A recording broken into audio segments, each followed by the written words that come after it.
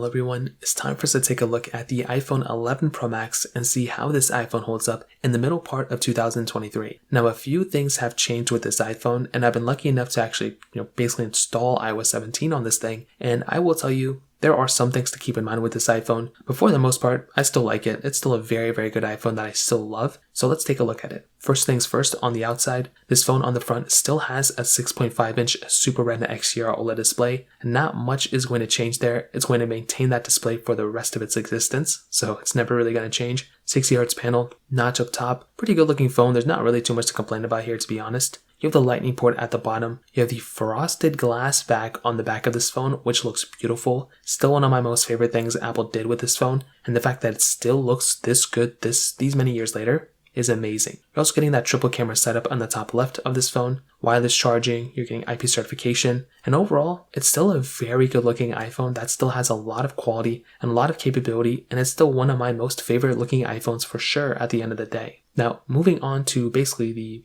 camera, this thing on the back had a triple camera setup, a wide, ultra wide, and telephoto lens. It also has the ability of shooting 4K at 60 on the front and the back of this iPhone, which is another really important thing. When you're getting a phone like the iPhone 11 Pro Max, you're getting a phone that still has a lot of capability, a lot of quality, and that camera quality is very, very good as well. So that's something that I really do like about the iPhone 11 Pro Max, and something that I actually like going out of my way to actually talk about, because since this was the first iPhone to bring a triple camera setup, it was the first iPhone in ways to kind of bring some of the biggest first for 4K at 60 on the front and the back, and first iPhone with an ultra wide camera. Some pretty big things to keep in mind here. So definitely from that perspective gets a thumbs up from me. Now in terms of the software side of things, the iPhone 11 Pro Max, right now it is on iOS 16 officially, but it is on iOS 17 as a beta. I don't know for a fact how long this iPhone's going to last, but I could see some sort of like iPhone 6s, iPhone 7 type of relationship between the iPhone XS and iPhone 11.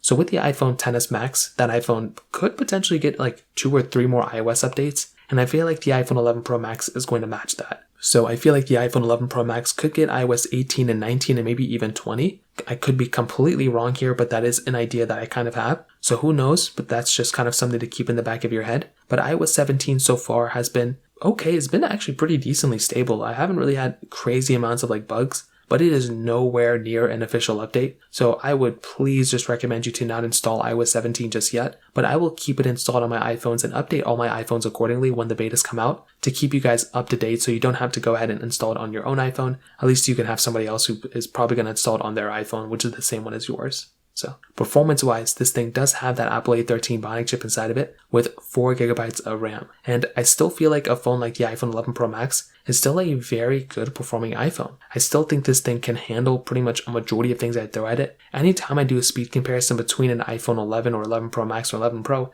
against some of the latest iPhones, I always find myself being surprised how fast the older iPhones are. There are some things where it's kind of going to glitch up at a little bit. I think app opening speeds can be quite a bit slower than the newer iPhones. I think game loading speeds, if you're loading into a game, can definitely be slower. And if you were talking about raw performance, of course, playing a game like Genshin Impact on the 11 Pro Max is not going to be the same as the 14 Pro Max, but there's a lot of overlap and there's a lot of similarity. And I still feel like a phone like the 11 Pro Max is still a pretty decent performing phone. So to kind of sum it up, I definitely do think the iPhone 11 Pro Max is worth buying in the middle part of 2023. Would it be the first iPhone I'd recommend people to buy? Honestly, it probably would be. I mean, it's a cheap iPhone that's several years old, but it's still supported with software and it still has a kind of decent feature ahead of it. This is a pretty good phone. Even if you're okay with the size, then by all means, I would recommend buying it. So in terms of that kind of covers it up there. If you have any other thoughts or questions, let me know in the comment section below. Hit the like button, that'll mean so much, but definitely hit that subscribe button. More importantly than everything else, I love every single one of you guys. Hopefully I'll catch you guys in the next video. Peace out, so then.